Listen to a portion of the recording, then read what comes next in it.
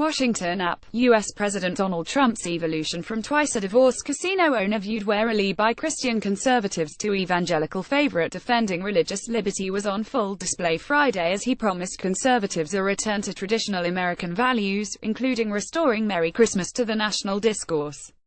Trump, the first sitting president to address the Values Voter Summit, ticked off the promises he has fulfilled to evangelical Christians and other conservatives, pledging to turn back the clock in what he described as a nation that has drifted away from its religious roots. Get the Times of Israel's daily edition by email and never miss our top stories free. Sign up. How times have changed, but you know what? Now they're changing back again. Just remember that, Trump told the cheering crowd. It was a far cry from the skeptical welcome Trump received when he first addressed the group as a neophyte politician in 2015.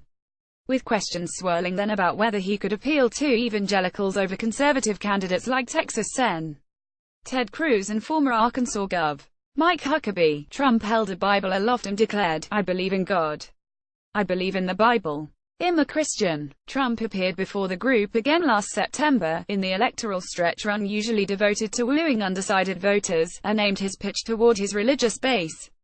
Though he avoided some hot-button social issues like same-sex marriage and abortion, he vowed his support for Israel, an important issue for evangelicals, and said it was the dream of the Islamic State for his opponent Hillary Clinton to be elected president.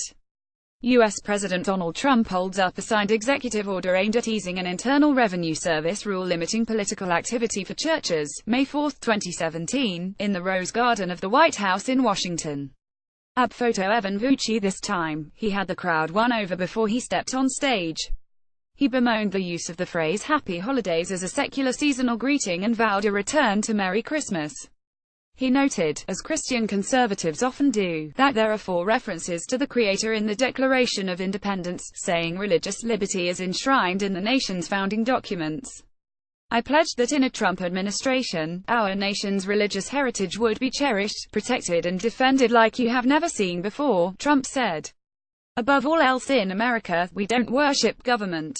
We worship God." Trump stressed his move to weaken the Johnson Amendment, which limited political activity or endorsements by religious groups that received tax exemptions, as well as his administration's effort to expand the rights of employers to deny women insurance coverage for birth control.